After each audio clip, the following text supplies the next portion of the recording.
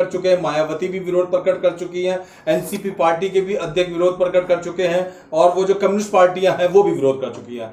आज हम मौजूद हैं भारतीय सत्य विजय पार्टी के कार्यालय में, जो इसी बात का आक्रोश प्रकट कर रही है कि ये रसोई गैस के दाम इतने क्यों बढ़ाए जा रहे हैं। मुकेश शर्मा जी, क्या विचार है आपका इस विषय में?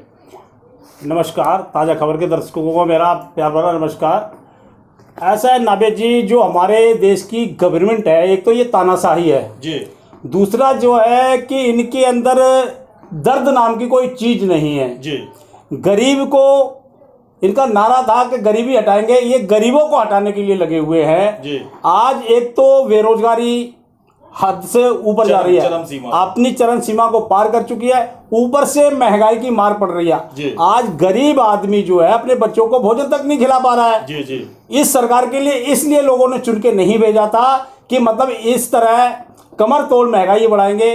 किसी भी चीज को आप देख लीजिए, चाहे तो आप गैस सिलेंडर को देख लीजिए, आटे को देख लीजिए, तेल को देख लीजिए, इन्होंने हर चीज की हदें पार कर दी हैं। इसका एक रीजन और है नाबेद जी, मैं आपको बता देना चाहता हूं कि जो भारत में सरकार है वो स्वतंत्र सरकार नहीं है जी। ये एक गुलाम सरकार है पूंजीपतियों की जी। तो ये सरकार जो है पूंजीपति चला रहे हैं और इनके मालिक जो इनको आदेश देते हैं ये उस चीज को लागू करते हैं, ये सिर्फ लागू करने वाले हैं जी। तो सारी सत्ता जो है पूंजीपतियों के हाथ में जा चुकी है जी। भारत में गुलामों की सरकार है, जैसे पूंजीपति आदेश करते हैं वो जो सत्ता में बैठे हुए गुलाम उसको लागू कर देते हैं। लेकिन वो ये नहीं सोचते कि जनता पे इस चीज का क्या असर पड़ रहा है, उनके घर में रोटी बन रही है या नहीं बन रही है। आज स्थिति ये है भारत की कि अगर एक दिन मजदूर काम पे नहीं जाए तो दूसरे दिन उनके घर में रोटी नहीं बनेगी। इतनी परिस्थिति खराब हो चुकी है भारत में और कोई सुनने वाला नहीं है। जो आवाज उठाता है वो आतंकवादी घोषित कर दिया जाता है। नाबेद जी, बुरा मत मानना, मैं सभी मीडिया वालों के लिए ये बात नहीं कह रहा हूं। हमारे देश में अच्छी मीडिया भी है, कुछ बिकाऊ मीडिया है वो उन गुलामों की भी गुलामी कर रहे हैं। मतलब एक तो सत्ता गुलामों की है और दूसरा से मीडिया भी गुलामों की गुलाम बन गई है। तो सच्ची खबर ना मीडिया दिखा रही है। देश में जो अत्याचार हो रहा है इसमें सत्ताधारियों का और मीडिया का बहुत बड़ा रोल है।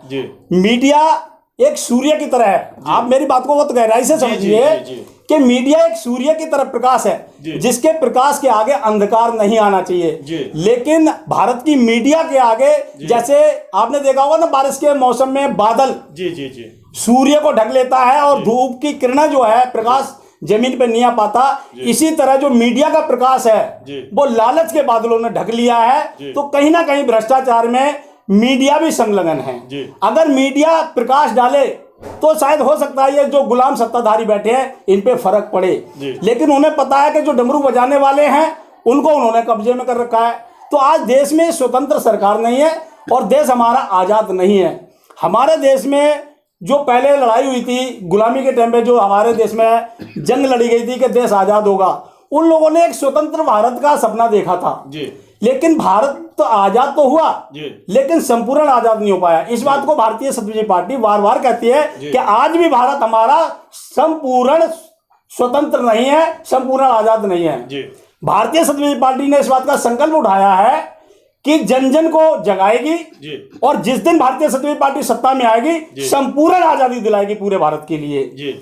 और यही भारतीय सत्य पार्टी का प्रयास है, क्योंकि जब तक ये गुलामों की सरकार रहेगी, जब तक पूंजीपतियों के जेब में सत्ताधारी जाके बैठते रहेंगे तब तक देश का भला नहीं हो सकता। आज देश की स्थिति इतनी खराब हो चुकी है कि देश करा रहा है, खून के आंसुओं से रो रहा है। गरीब के घर में खाने को पैसे नहीं, बच्चों अगर कोई बच्चा दूध के लिए विलख रहा है तो उसको दूध खरीदने के लिए पैसे नहीं। ऐसी सरकार को भारतीय सत्ता पार्टी एक बार नहीं लाख बार धिक्कार दिया, धिक्कार ऐसे सत्ताधारियों के लिए कि सत्ता पे बैठ के भी देश का पालन नहीं कर पा रहे, देश का बच्चा दूध के लिए भी लग रहा है, देश का आदमी रोटी के लिए भी लग रहा है। ऐसी सत्ताधारियों के लिए भारतीय सत्ता पार्टी बार बार नहीं लाख बार धिक्कारती है। धिक्कार ऐसी सत्ताधारियों पे, धिक्कार ऐसे गुलाम सत्ताधारियों पे। जब तक ये गुलामों की सरकार भारत में रहेगी तब तक भारत की स्थिति यही रहेगी, कमरतोड़ महंगाई बढ़ती रहेगी, क्योंकि इनके हाथों में कुछ है नहीं। जिस दिन स्वतंत्र भारतीय सत्य पार्टी की स्वतंत्र सरकार आएगी उस दिन पूरा भारत स्वतंत्र हो जाएगा।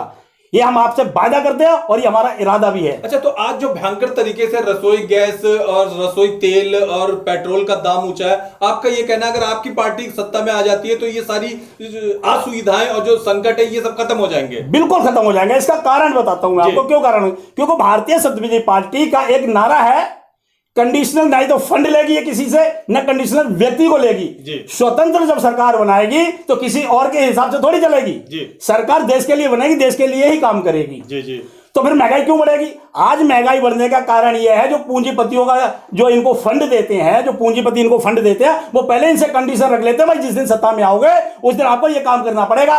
ये गुलाम लोग उनसे वायदा करते हैं, कहा जी ऐसा ही होगा, और फंड लेके सत्ता में आ जाते हैं, और उसके बाद में ये जो गुलाम है देश के, उनके हिसाब से सत्ता को चलाते हैं, खुद के हिसाब से नहीं चलाते। अगर भारत में स्वतंत्र सरकार हो तो हर निर्णय सरकार का हो। आज क्या निर्णय सरकार का? आज किसान के ऊपर अगर मैं टिप्पणी थोड़ी सी करना चाहूं कि आज 9-10 महीने होने जा रहे हैं, उनकी मांग पूरी क्यों नहीं हो रही है? क्योंकि गुलामों की सरकार बैठी हुई है, क्योंकि उनके मालिक आका पीछे बैठे हुए हैं। उनके आका जब तक इजाजत नहीं देंगे तब तक ये गुलाम कैसे कानून को रद्द कर देंगे?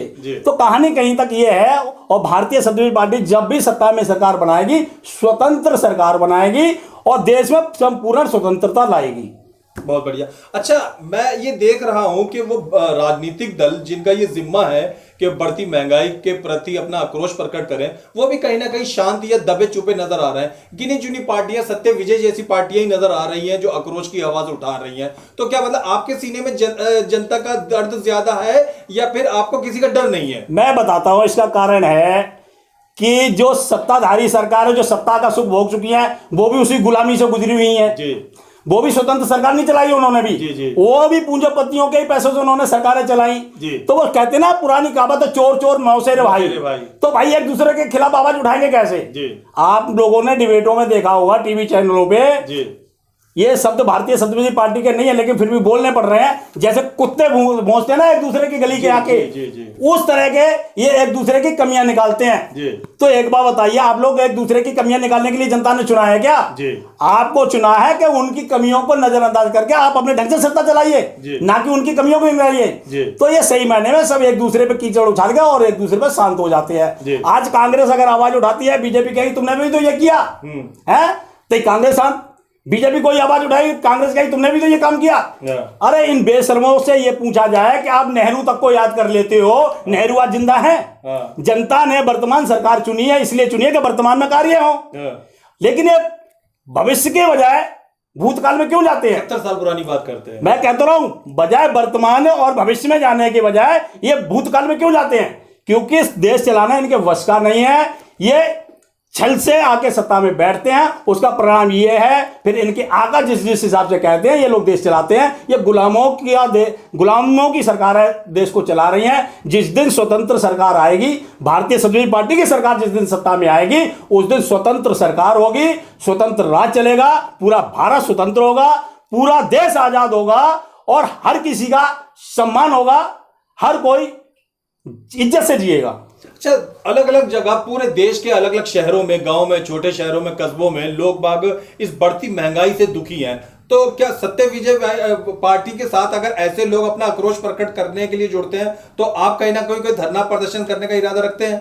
नहीं, भारतीय सत्यविजय पार्टी, अभी मैं आपको नवल जी बता दूं कि कुछ तो कोरोना को लेके शांत बैठी है कि कोई कार्यकर्ता डिफेक्ट ना हो जाए, क्योंकि भारतीय सत्यविजय पार्टी के लिए भारत का हर एक नागरिक अपने प्राणों के समान प्रिय है। अगर भारतीय सत्यविजय पार्टी के आंदोलन के कारण अगर कोई डिफेक्टेड होता है तो शायद हम अपने आप को क्षमा नहीं कर पाएंगे। बड़ी बात क्या कहते हैं? इन्फेक्टेड, जी हाँ जी, क्योंकि हमारी पार्टी तो मतलब फिलहाल कोरोना महामारी जब तक नहीं जा पा रही है तो इस वजह से जनता की आवाज सही तरीके से भारतीय जनता पार्टी सही ढंग से नहीं उठा पा रही। लेकिन अब भारतीय सत्यविजय पार्टी रोड पर उतरने की तैयारी कर रही है, लेकिन गैदरिंग कम रखेगी। जी, बहुत बढ़िया। गैदरिंग कम रखेगी और हर चीज का ध्यान रखा जाएगा कि पार्टी का हर कार्यकर्ता जो भी रैली में आएगा वो सबसे पहले कोरोना टेस्ट करा के आएगा। अच्छा, अंतिम प्रश्न की तरफ आता हूं। आपके अपने विचार से, हालांकि आप राष्ट्रीय अध्यक्ष हैं और केंद्रीय स्तर की राजनीति करते हैं, पर आम आदमी से आपका भी जुड़ाव पूरे तरीके से जनमानस से, जनता किससे ज्यादा दुखी है? महंगे पेट्रोल से, महंगे रसोई गैस सिलेंडर से, या महंगे सरसों के तेल से? जनता सबसे ज्यादा दुखी जो है बेरोजगारी से है। अच्छा, अगर घर घर में रोजगार हो जाए, जी, जैसे भारतीय समाजवादी पार्टी का संकल्प है कि भारतीय समाजवादी पार्टी आएगी, घर घर में रोजगार पहुंचाएगी जी। अगर घर घर में रोजगार हो जाए तो एक बार तो पब्लिक जनता महंगाई को झेले, लेकिन जब रोजगार ही नहीं है, ऊपर से महंगाई, मतलब इस टाइम जनता पे, भारत की जनता पे डबल मार पड़ रही है। तो महंगाई से भी त्रस्त है और बेरोजगारी से भी त्रस्त है। लेकिन ये जो गुलाम सत्ताधारी बैठे हैं, इनको इस बात की फिक्र नहीं है। डबल बोझ हो गया, डबल बोझ है। मैं बता तो रहा हूं आपको, डबल बोझ है जनता के ऊपर। एक तो बेरोजगारी का जी, उनको पता है कि सुबह काम नहीं मिला, शाम को बच्चों को रोटी नहीं मिलेगी। ऊपर से महंगाई, उनको अगर 300 रुपए की झाड़ी मिल रही है तो 300 रुपए की झाड़ी में वो आटा लाएं या तेल लाएं, क्या लाएं, या सिलेंडर भरवाएं। तो आज जो है भारत में सबसे ज्यादा भुखमरी है, और भुखमरी इसीलिए है कि इस टाइम देश में सबसे बड़े गुलाम बैठे हुए हैं और पूंजीपति राज कर रहे हैं, और वो अपने हिसाब से मतलब रिमोट का इस्तेमाल कर रहे हैं, और गुलाम सत्ताधारी उनके हिसाब से देश चला रहे हैं। लाखों हजारों लोग आपकी आवाज, आपकी बात सुन रहे हैं। कैसे इस आपकी तथाकथित गुलाम सरकार से छुटकारा पाया जा सकता है? ऐसा है ना, इसके लिए भारतीय समाजवादी पार्टी ने अपने सभी कार्यकर्ताओं से कहा है कि जन जन में जाइए, आप जनता के बीच में जाइए, उनको सच्चाई बताइए। आज क्या है मैं आपको बताता हूं कि लॉलीपॉपो देते हैं कि जी 500 रुपए हमने साल के दे दिए, 6,000 रुपए साल के दे दिया। एक आंकड़ा लगाइए, इन्होंने 6,000 रुपए साल के हिसाब से किसानों को दिया जी, ठीक है। और जो चीज हमारे लिए, पेट्रोल पे ले लो, पेट्रोल अगर हमारा 80 रुपए प्रति लीटर था, आज हमें 100 रुपए प्रति लीटर मिला है। उसका आंकड़ा आप लगाइए, उसका आप आंकड़ा साल का लगाइए, तो आपने 6,000 देके 12,000 तो वापस ले लिए। तो फिर आपने दिया क्या? आप जो है जनता को सीधा देते हैं और घुमा के ले लेते हैं महंगाई के नाम से। तो ये सब चीजें भारतीय समाजवादी पार्टी जनता के बीच में जाएगी और उनको जागरूक करेगी और कोशिश करेगी कि भारतीय समाजवादी पार्टी को भारत की जनता चुने और स्वतंत्र भारत को बनाए। आपने ताजा खबर चैनल को समय दिया, इसके लिए बहुत बहुत धन्यवाद। नमस्कार।